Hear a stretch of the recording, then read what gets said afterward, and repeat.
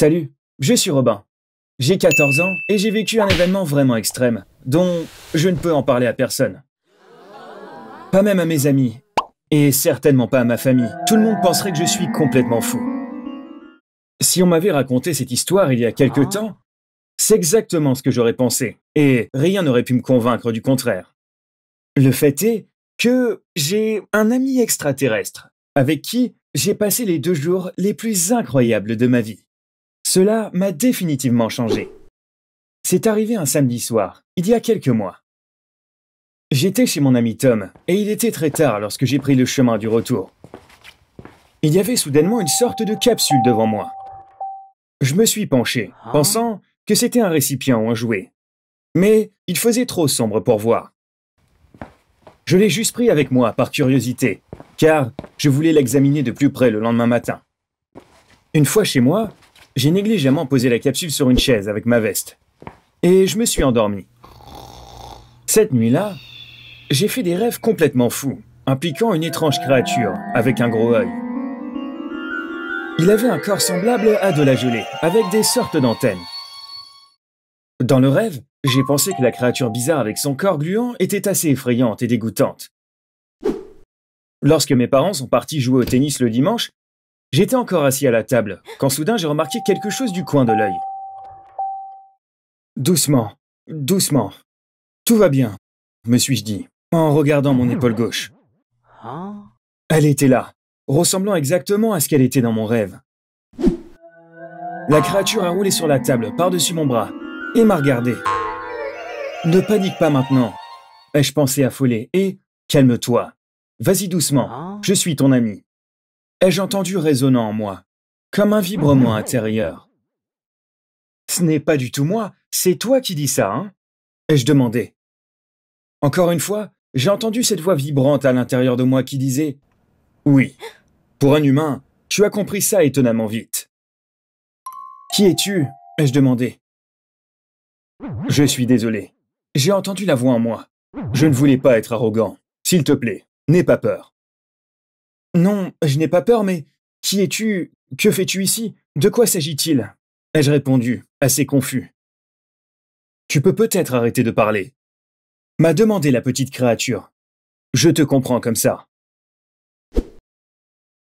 Tes pensées et tes discours deviennent assez confus, ce qui rend difficile pour moi de tout comprendre.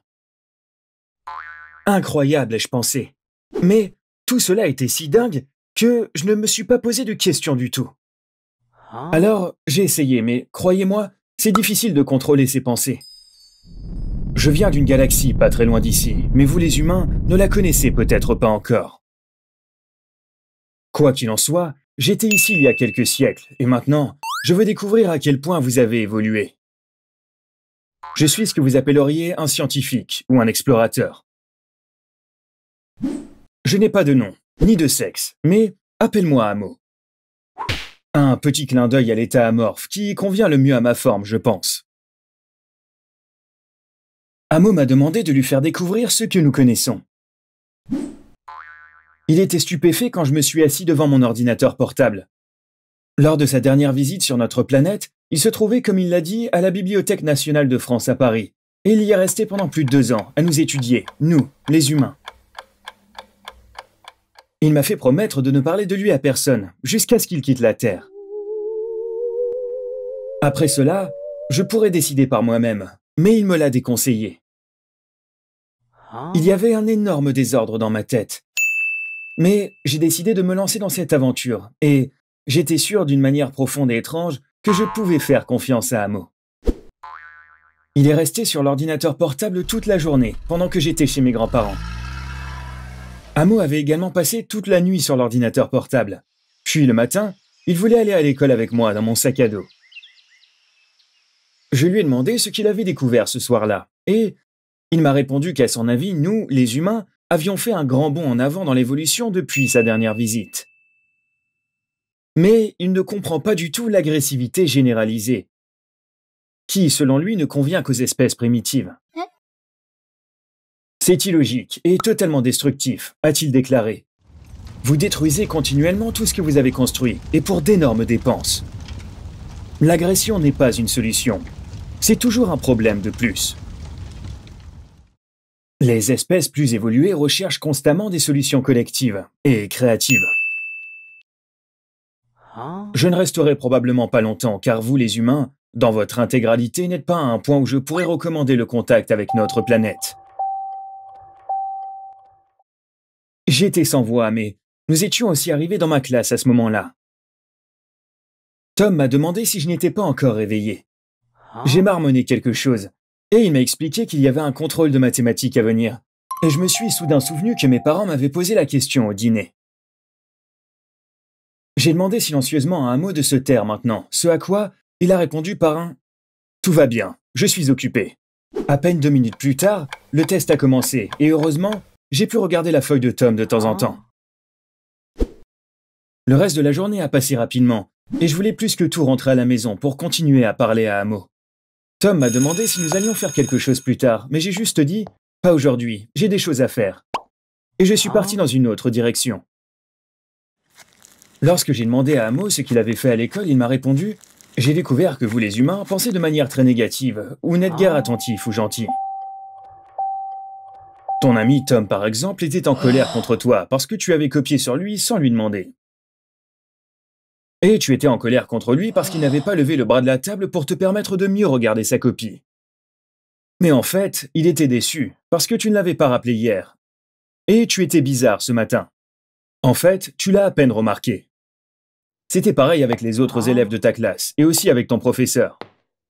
C'est bizarre. J'ai dû y réfléchir pendant un moment.